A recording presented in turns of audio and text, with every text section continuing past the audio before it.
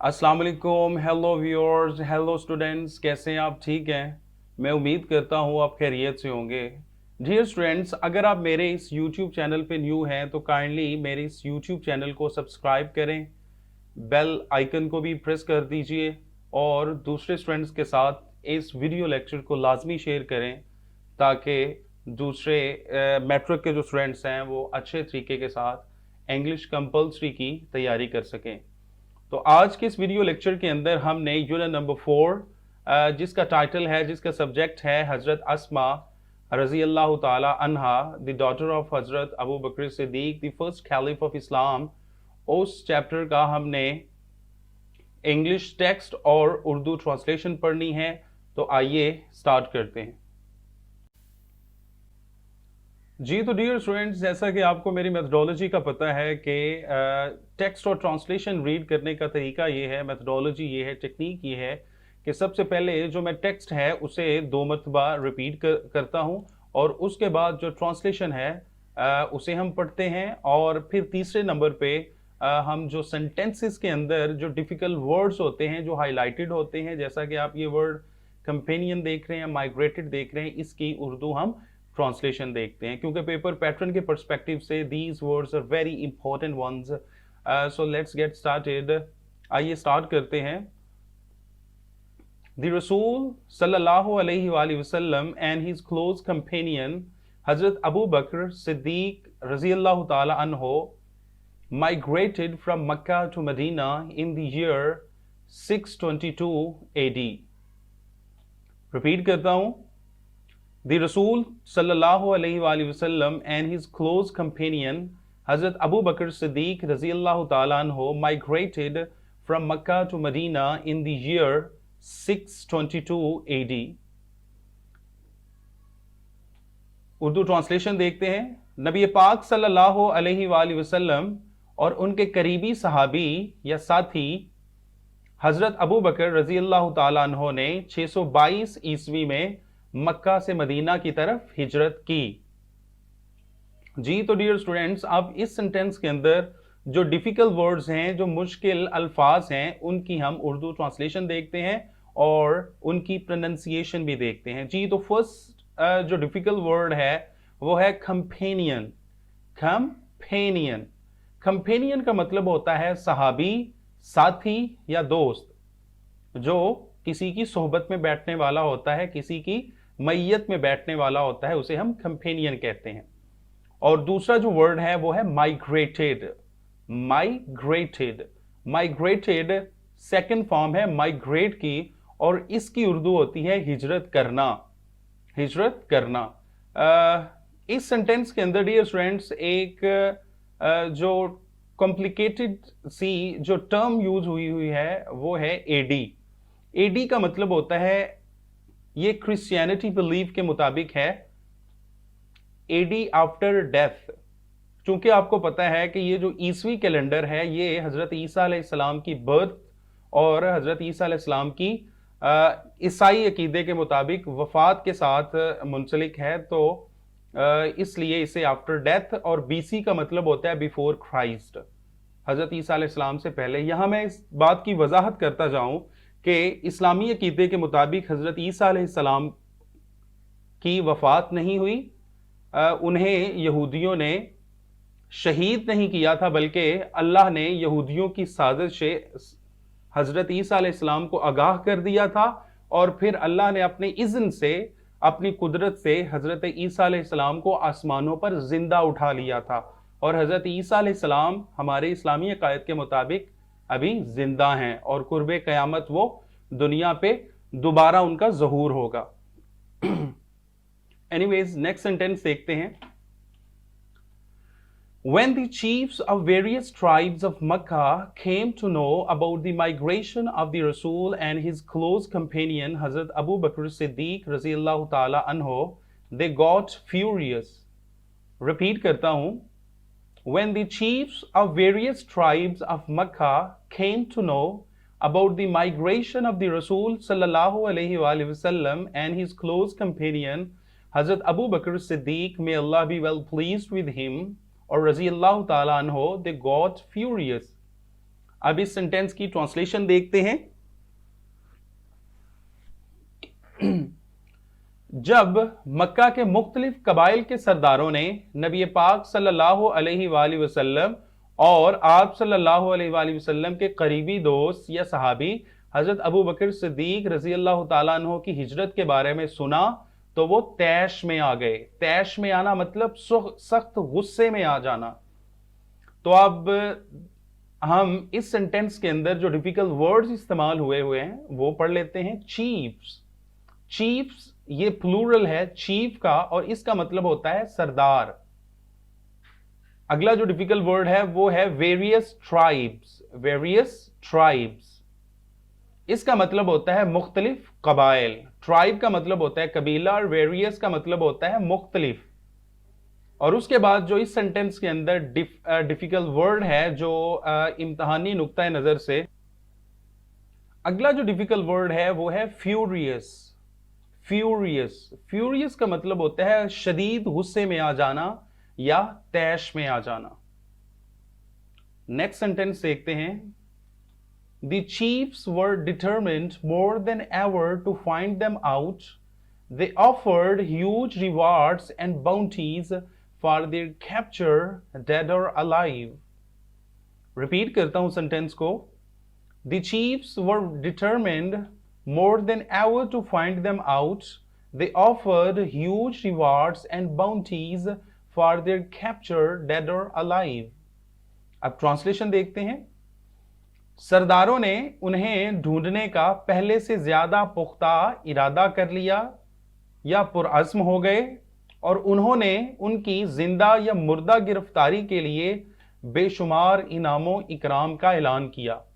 Dear students, इस sentence के अंदर जो चीज़ बयान हो रही है वो ये है कि जब नबी पाक सल्लल्लाहु अलैहि वसल्लम और आपके जो दोस्त थे, जो सहाबी थे हज़रत अबू बकर सिद्दीक रज़ी अल्लाह तआला अन्हु, जब इन दोनों साहिबान की हिजरत का पता चला तो उन्होंने मतलब कुफारे अरब ने, उनके सरदारों ने नबी पाक सल्लल्लाहु अलैहि वसल्लम और आप सल्लल्लाहु अलैहि वसल्लम के जो सहाबी हज़रत अबू बकर सिद्दीक रज़ी अल्लाह तआला अन्हु थे, इन दोनों साहिबान की जिंदा या मुर्दा हालत में माज़अल्लाह गिरफ्तारी के लिए बड़े बड़े इनाम और इकराम रख दिए। अब हम डिफिकल्ट वर्ड्स की तरफ आते हैं। जो इस सेंटेंस के अंदर, इन दो सेंटेंसेस के अंदर डिफिकल्ट वर्ड्स हैं वो आपके सामने हाईलाइटेड हैं। जो पहला डिफिकल्ट वर्ड है वो देखते हैं, डिटरमिन्ड। डिटरमिन्ड का मतलब होता है पुख्ता ज़हन हो जाना, किसी चीज के लिए पक्का इरादा कर लेना। अब जो उसके बाद डिफिकल्ट वर्ड है वो है huge rewards and bounties. Huge rewards and bounties इसका मतलब है बेशुमार इनामों इकराम। अगला जो डिफिकल्ट वर्ड है वो है कैप्चर। कैप्चर, कैप्चर का मतलब है गिरफ्तारी।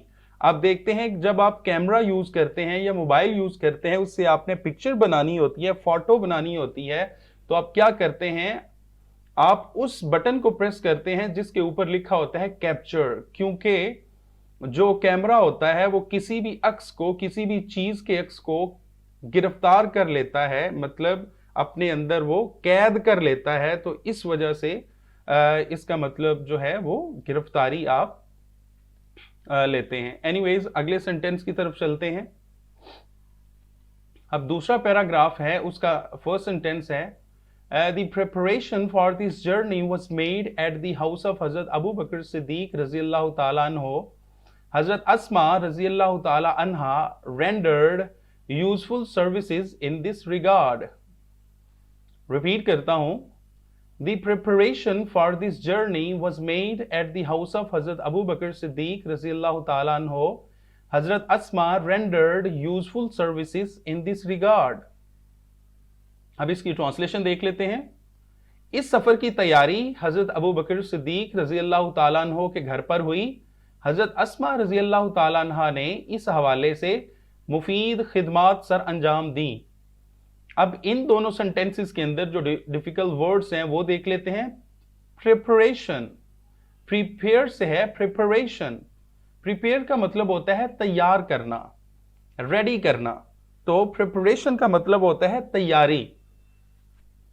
अगला जो डिफिकल्ट वर्ड है वो है रेंडर्ड। रेंडर्ड सेकंड फॉर्म है रेंडर की, और रेंडर का मतलब होता है सर अंजाम देना, कोई काम करना। और उसके बाद जो तीसरा डिफिकल्ट वर्ड है वो है यूजफुल सर्विसेज। यूजफुल सर्विसेज हम इसे एक फ्रेज कह सकते हैं, और इसका मतलब है मुफीद खिदमात। मुफीद खिदमात। चूंकि हजरत अस्मा रजी अल्लाह ताला अन्हा ने इस सफर की तैयारी और आप सैयदी सल्लल्लाहु अलैहि वसल्लम और आपके दोस्त जो हजरत अस्मा रजी अल्लाह ताला अन्हा के वालिद गिरामी थे, इन दोनों को खाना पहुंचाने के लिए बहुत अजीम काम सर अंजाम दिया था। और वो सारे के सारे कबाइल जो कुफार थे और जो सरदार थे जो आप सल्लल्लाहु अलैहि वसल्लम की जान के दरपे थे, उनकी भी सारी खबरें वो आप सैयदी सल्लल्लाहु अलैहि वसल्लम तक पहुंचाया करती थी। तो इस हवाले से बात हो रही है कि हजरत अस्मा रजी अल्लाह ताला अन्हा ने मुफीद खिदमात सर अंजाम दी थी इस हवाले से। एनीवेज नेक्स्ट सेंटेंस देखते हैं। She prepared food for this journey. She tied the food on the camel back with her own belt as nothing else could be found. Repeat करता हूं। She prepared food for this journey. She tied the food on the camel back with her own belt as nothing else could be found. अब इन दोनों sentences की translation देखते हैं। आप रजी अल्लाह ताला अन्हा ने इस सफर के लिए खाना तैयार किया। आप रजी अल्लाह ताला अन्हा को कोई दूसरी चीज ना मिली तो आपने अपने निताक के साथ ऊंट की पुश्त पर उस खाने को बांध दिया जो आपने तैयार किया था। इस सेंटेंस में यह चीज बयान हो रही है कि जब इस सफर की तैयारी हो गई, नबी पाक सल्लल्लाहु अलैहि वसल्लम हिजरत के दौरान गारे सौर में आपने क़याम किया, तो उस वक्त जो खाना हजरत अस्मा रजी अल्लाह ताला अन्हा तैयार किया करती थी तो वो आप ऊंट की पुश्त पर बांधकर लेके जाती थी। तो जब आपने खाना तैयार कर लिया और ऊंट की पुश्त पर बांधने के लिए कोई रस्सी या कोई कपड़ा या कोई चीज ना मिली, तो आप रजी अल्लाह ताला अन्हा ने अपना जो कमरबंद होता है, जो अरब औरतें अपनी कमर के गिर्द चद्दर बांधती हैं, आपने वो ली और उसके साथ आपने वो सारे का सारा जो खाने का पैक था वो बांध दिया। नेक्स्ट देखते हैं। For this services she was given the title of जातुन नताक़ैन बाय द रसूल सल्लल्लाहु अलैहि वसल्लम। इस खिदमत पर नबी पाक सल्लल्लाहु अलैहि वसल्लम ने उन्हें से मुराद कौन है? हजरत अस्मा रजी अल्लाह ताला अन्हा को जातुन नताक़ैन का खिताब दिया। रिपीट करता हूं। For this services she was given the title of जातुन नताक़ैन बाय द रसूल सल्लल्लाहु अलैहि वसल्लम। इस सेंटेंस के अंदर जो डिफिकल्ट वर्ड है वो है टाइटल। टाइटल टाइटल का मतलब होता है खिताब, खिताब। नेक्स्ट थर्ड पैराग्राफ है, उसका पहला सेंटेंस है, इसे हम रीड करते हैं। During the perilous journey, it was very difficult for anyone to supply food to the Prophet Muhammad, peace be upon him. Repeat करता हूं। During the perilous journey, perilous journey, it was very difficult for anyone to supply food to the Prophet, peace Muhammad sallallahu alaihi wasallam. इस खतरनाक सफर के दौरान पैगंबर मोहम्मद सल्लल्लाहु अलैहि वसल्लम को खाना फराहम करना किसी के लिए भी बहुत दुश्वार काम था। दुश्वार का मतलब क्या है? मुश्किल काम था। It was very very difficult for anyone to supply food in that scenario to the prophet peace be upon him. So this thing is being described over here in this sentence. So जो difficult words हैं इस sentence के अंदर वो है perilous, perilous, perilous, perilous का मतलब होता है खतरनाक, full of dangers, खतरात से भरा हुआ, खतरात से भरपूर। और उसके बाद जो डिफिकल्ट वर्ड है वो है सप्लाई, वो है सप्लाई। सप्लाई का मतलब डियर स्टूडेंट्स होता है फराहम करना, मुहैया करना, पहुंचाना। आप इस टेक्निक को जरा जहन में रखिए कि जो डिफिकल्ट वर्ड्स हैं वो हाईलाइटेड हैं और उनकी जो उर्दू ट्रांसलेशन है वो भी हाईलाइटेड है। और उनके सेम कलर्स हैं। जैसे आप यहां पे देख रहे हैं पेरिलस, खतरनाक, तो ये सेम कलर्स हैं, तो आपको at once you must come to know that the same colours words are synonyms in respect to their different languages or meanings. Next देखते हैं, it was so delicate that the slightest mistake could have endangered the life of the Rasul sallallahu alaihi wasallam. Repeat करता हूं, it was so delicate that the slightest mistake could have endangered the life of the Rasul sallallahu alaihi wasallam. अब इसकी हम Urdu translation देखते हैं। ऐसी नाजुक सूरत हाल थी कि इसमें जरा सी गैर जिम्मेदारी नबी पाक सल्लल्लाहु अलैहि वसल्लम की हयात मुबारका को खतरे में डाल सकती थी। अब देख रहे हैं कितनी स्लाइट डेलिकेट किस्म की, कितनी फ्रेजाइल किस्म की और फुल ऑफ डेंजर सूरत हाल थी कि अगर किसी को भी पता चल जाता कि ये जो सहाबियां हैं हजरत अस्मा, वो रात की तारीकी में ये पहाड़ों के अंदर से चल के एक गार की तरफ जाती हैं, तो क्यों जाती हैं, अगर किसी को भी पता चल जाता तो हालात बहुत हद तक डिफरेंट होते और नबी पाक सल्लल्लाहु अलैहि वसल्लम की जिंदगी को खतरा होता। अब डिफिकल्ट वर्ड्स देख लेते हैं। डेलिकेट, डेलिकेट, डेलिकेट, डेलिकेट का मतलब होता है नाजुक। और उसके बाद जो डिफिकल्ट वर्ड्स हैं वो है slightest mistake, slight test, slight test, slightest कहते हैं मामूली सी, कम से कम दर्जे की। और उसके बाद है मिस्टेक, गलती या गैर जिम्मेदारी आप कह सकते हैं। अगला सेंटेंस देखते हैं।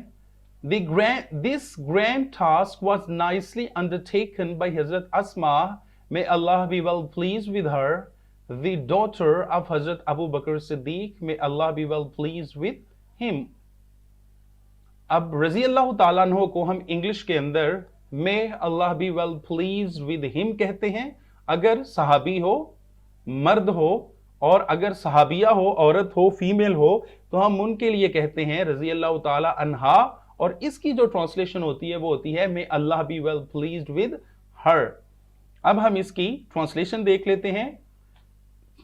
ये अजीम शान जिम्मेदारी हजरत अबू बकर सिद्दीक रजी अल्लाह ताला अन्हो की साहबजादी हजरत अस्मा रजी अल्लाह ताला अन्हा ने बहुत अच्छे तरीके से पूरी की। अब डिफिकल्ट वर्ड्स देख लेते हैं इस सेंटेंस के अंदर। Grand task, grand task, grand task का मतलब होता है अजीम जिम्मेदारी, बहुत बड़ा काम। ये इंतहाई बड़ा काम था, अजीम शान जिम्मेदारी थी। और अंडरटेकन, अंडरटेक का मतलब होता है पूरा करना, किसी काम को पूरा करना, अपने जिम्मे लेना। तो अंडरटेकन का मतलब है पूरा किया, अपने जिम्मे लिया। नाइसली का मतलब है अच्छे तरीके से। नाइसली का क्या मतलब है? अच्छे तरीके के साथ। तो नेक्स्ट सेंटेंस देखते हैं। Every night with the pack of food she would quietly venture towards the rugged mountains in which lay the cave of Thawr. Thawr, Thawr. Repeat करता हूं ये sentence. Every night with the pack of food she would quietly venture towards the rugged, इसे rugged नहीं पढ़ना आपने पढ़ना है rugged mountains in which lay the cave of Thawr. Translation देखते हैं इसकी। वो हर रात खुराक का पैकेट लिए खामोशी से उन नाहमवार पहाड़ों का पुरखतर सफर करती जहां गारे सौर वाक़े है। अब डिफिकल्ट वर्ड्स देख लेते हैं। Pack of food, pack of food, pack कहते हैं पैकेट को, और ऑफ फूड खुराक का। पैक ऑफ फूड का मतलब हुआ खुराक का पैकेट। और वेंचर, वेंचर का मतलब है खतरे से भरा हुआ सफर करना, अपनी जान को खतरे में डालना। और रग्ड का मतलब है ना हमवार, पथरीले, जिनकी सतह हमवार नहीं होती। हमारा जो मैदानी इलाका है ये हमवार है, बिल्कुल सीधा होता है, लेकिन जो पहाड़ी इलाका होता है आपको पता है कहीं कहीं से स्लोप आती है, कहीं से पथरीली जमीन आ जाती है, और इसी तरह फिर सिलसिला चलता है। ले का मतलब होता है वाक़े होना, और जो सौर है उसे इंग्लिश में इस तरह लिखा जाता है सौर, और इसकी प्रोनाउंसिएशन भी आपने सौर करनी है, थावर नहीं करनी। ओके। और केव का मतलब होता है गार, केव, CAVE, केव। नेक्स्ट देखते हैं, she took care of the minute details in accomplishing the task. Repeat करता हूं, she took care of the minute details in accomplishing the task.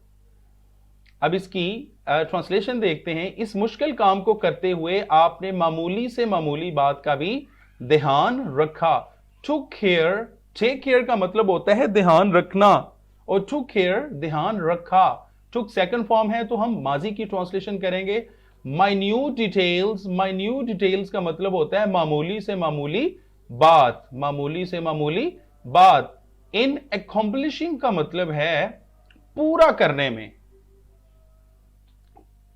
अगला सेंटेंस देखते हैं, How difficult it must have been for her to traverse the rocky path at night with the constant fear of being detected.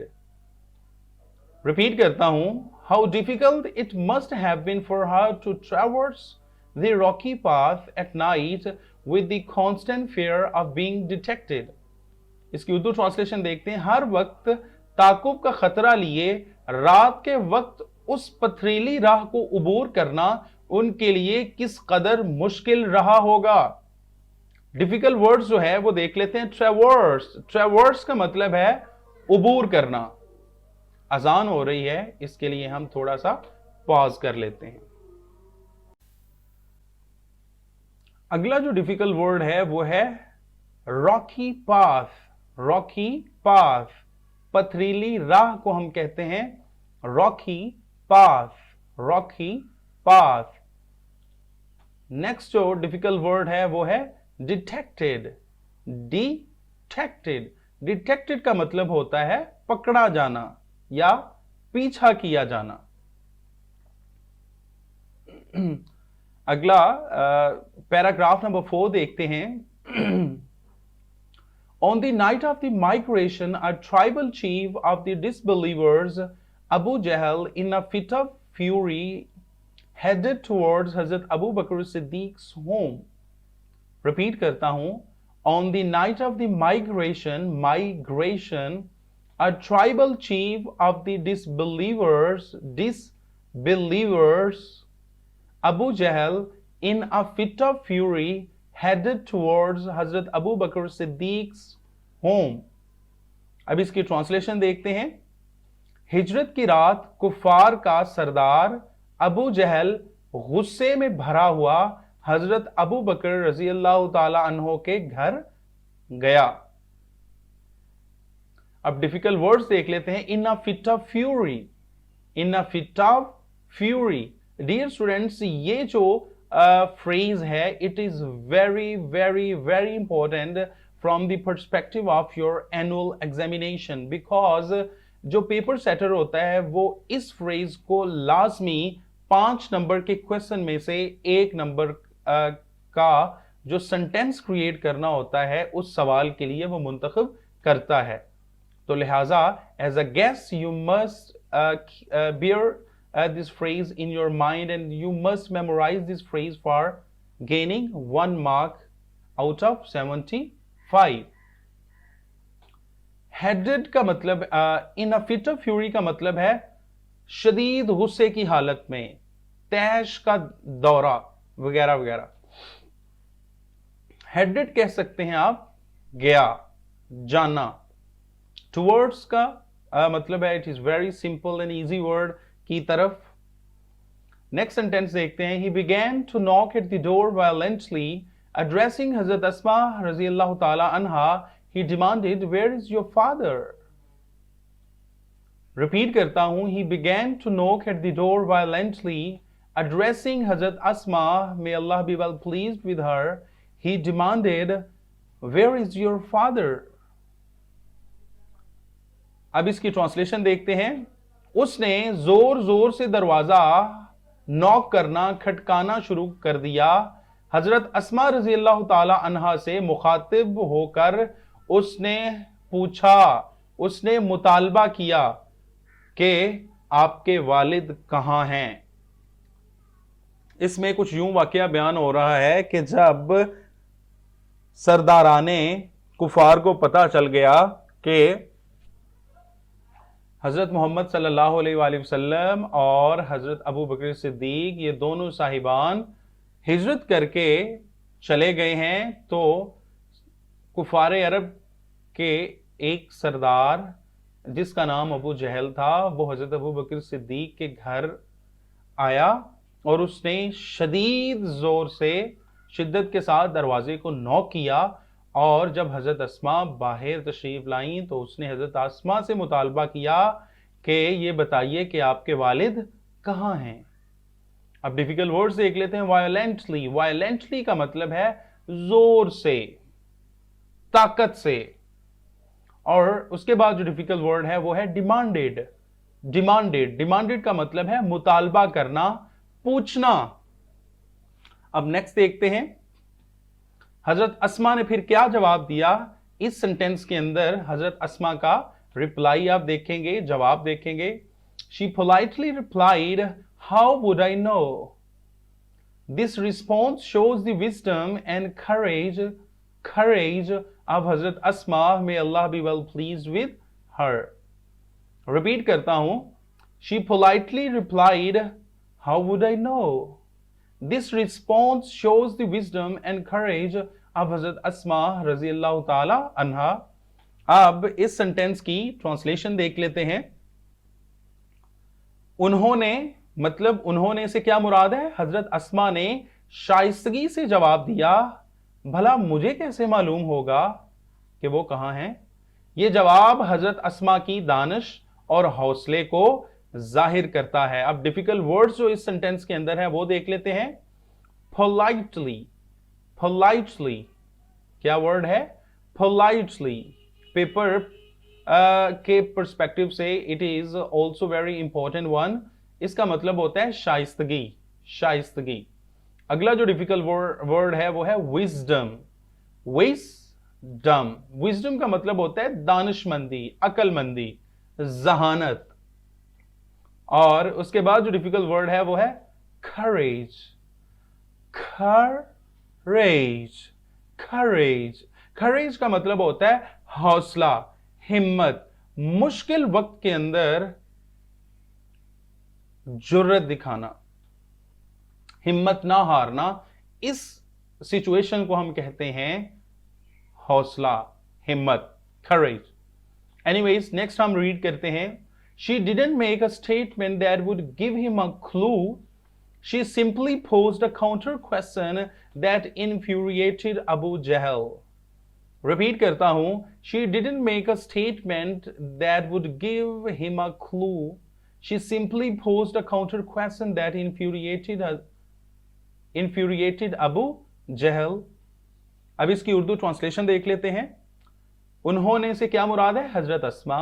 हजरत अस्मा ने ऐसी कोई बात नहीं कही जिससे कोई सुराग मिल सकता हो, जिससे कोई सुराग मिल सकता हो।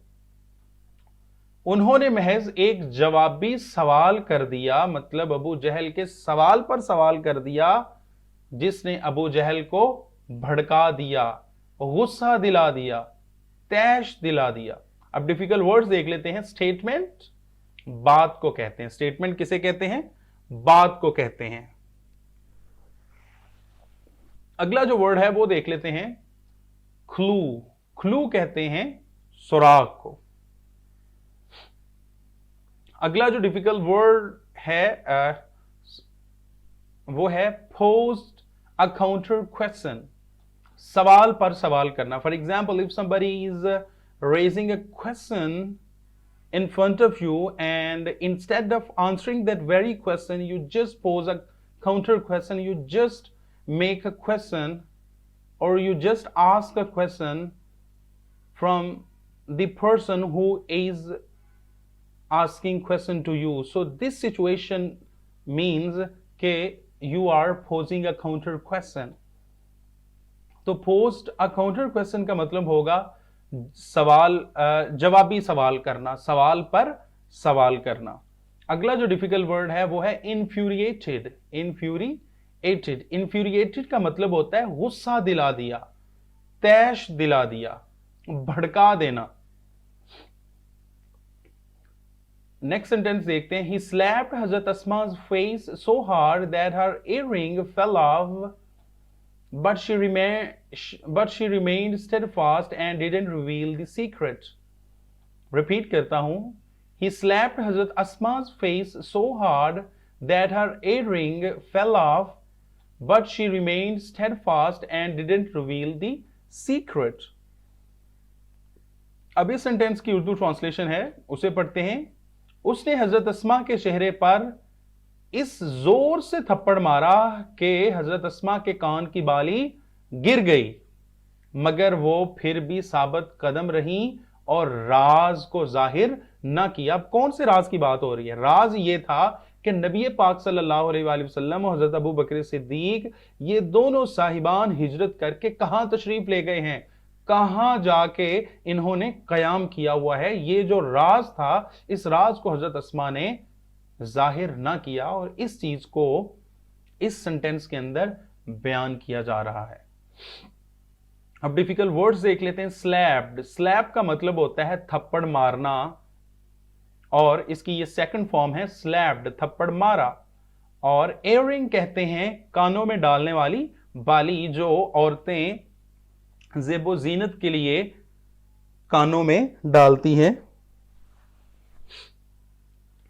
अगला जो डिफिकल्ट वर्ड है वो है स्टेडफास्ट. स्टेडफास्ट, स्टेडफास्ट का मतलब है साबित कदम रहना, मुश्किल वक्त के अंदर हिम्मत ना हारना, इसे भी हम स्टेडफास्ट कहते हैं. और अपने जो आपका स्टैंस है, जो आपका नुक्ता नजर है, उस पर जमे रहना. अगला डिफिकल्ट वर्ड है रिवील द सीक्रेट. रिवील का मतलब होता है जाहिर करना, बेनकाब करना, नंगा करना. और सीक्रेट को कहते हैं राज, राज को फाश ना करना, इसे हम कहते हैं रिवील द सीक्रेट. नेक्स्ट जो पैराग्राफ है उसे हम स्टार्ट करते हैं. नेक्स्ट पैराग्राफ है हर ग्रैंडफादर हजरत Abu Quhafa who was a disbeliever at the time. He was very old and had become blind. Repeat करता हूं. Her grandfather Hazrat Abu Quhafa, who was a disbeliever at the time, he was very old and had become blind. हजरत अस्मा के दादा हजरत Abu कुहाफा जो उस वक्त तक काफिर थे, मतलब साहिबे ईमान नहीं हुए थे, वो बहुत बूढ़े थे और नाबीना हो गए थे.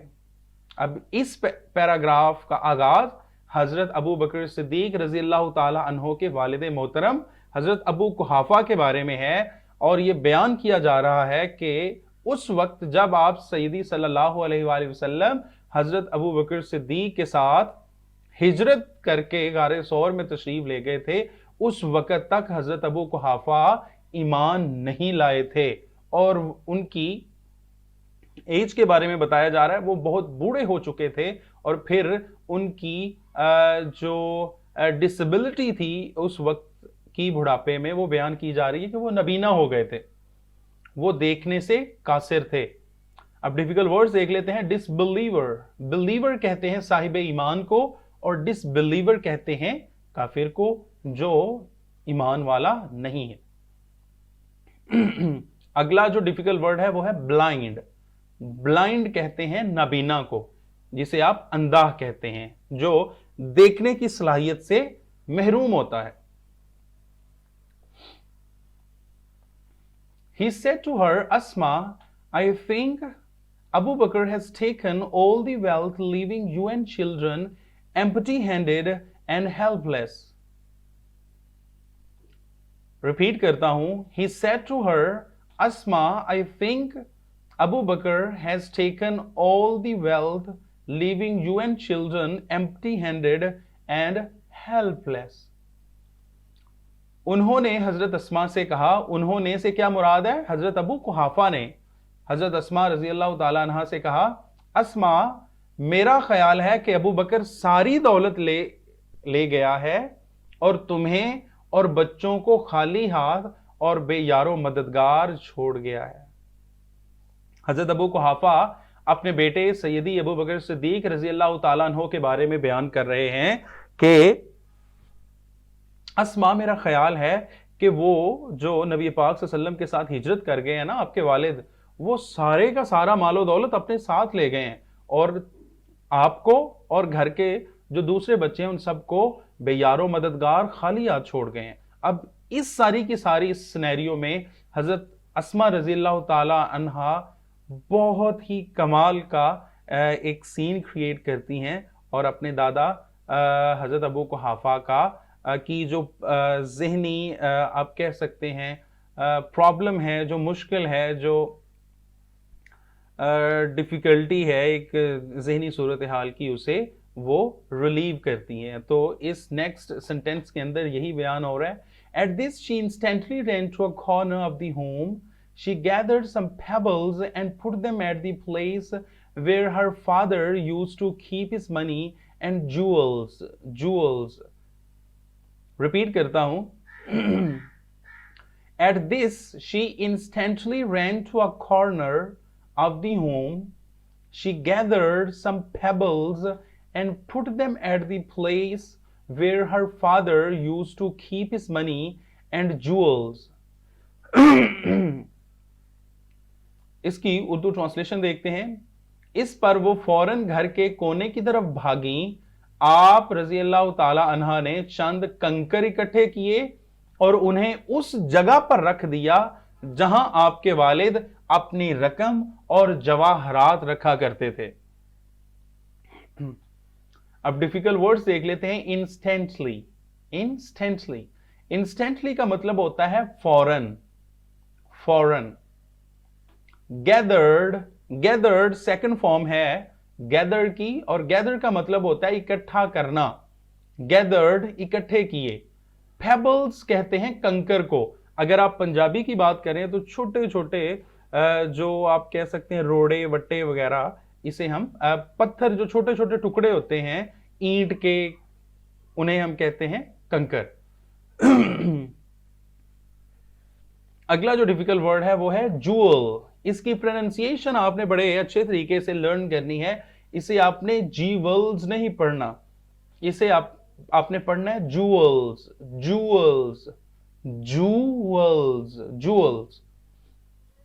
और नगीने जवाहरात जो होते हैं उन्हें हम जूअल्स कहते हैं इंग्लिश में।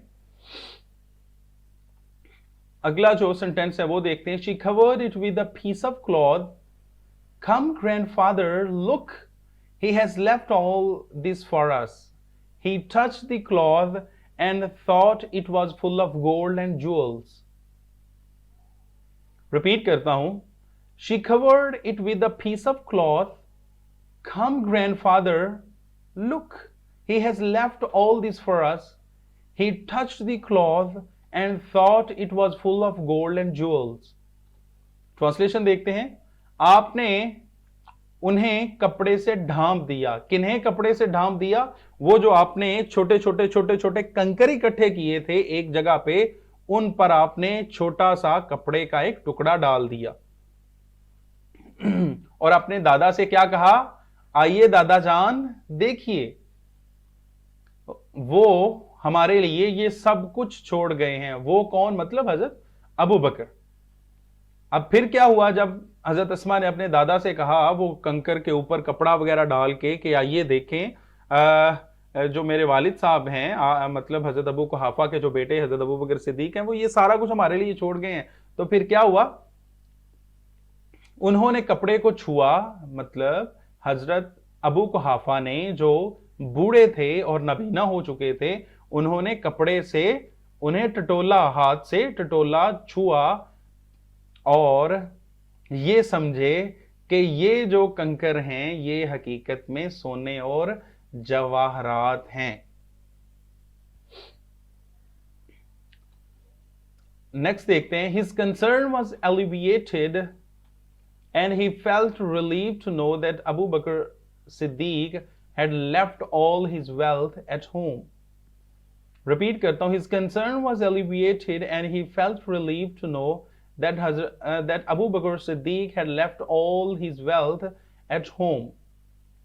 इसकी ट्रांसलेशन है, उनकी परेशानी कम हो गई थी और ये जानकर उन्हें इत्मीनान हुआ कि अबू बकर सिद्दीक तमाम दौलत घर पर छोड़ गए थे।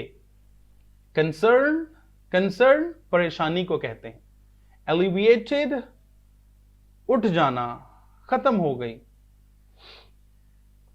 फेल्ट रिलीव्ड का मतलब है इत्मीनान होना, फेल्ट रिलीव, फील रिलीव्ड का मतलब होता है तसल्ली हो जाना, पुरसुकून हो जाना, इत्मीनान हासिल हो जाना। नेक्स्ट देखते हैं, छठा पैराग्राफ है, पैराग्राफ नंबर 6। हजरत Asma was amongst the early few who accepted Islam. She was the daughter of Hazrat Abu Bakr Siddiq Raziyallahu Ta'ala Anhu and the step sister of Hazrat Aisha Siddiqa Raziyallahu Ta'ala Anha. Repeat करता हूं, Hazrat Asma was amongst the early few who accepted Islam. She was the daughter of Hazrat Abu Bakr Siddiq and the step sister of Hazrat Aisha Siddiqa Raziyallahu Ta'ala Anha. इसकी translation देखते हैं, हजरत अस्मा इस्लाम कबूल करने वाले चंद इब्तदाई अफराद में शामिल थीं। वो हजरत अबू बकर सिद्दीक रजी अल्लाह ताला अन्हो की बेटी साहबजादी और हजरत आयशा रजी अल्लाह ताला अन्हा की सौतेली बहन थी। अब जो डिफिकल्ट वर्ड्स हैं वो देख लेते हैं। डिफिकल्ट वर्ड्स में अमंगस्ट, में से, अमंगस्ट में से। स्टेप सिस्टर का मतलब है सौतेली बहन, स्टेप सिस्टर सौतेली बहन।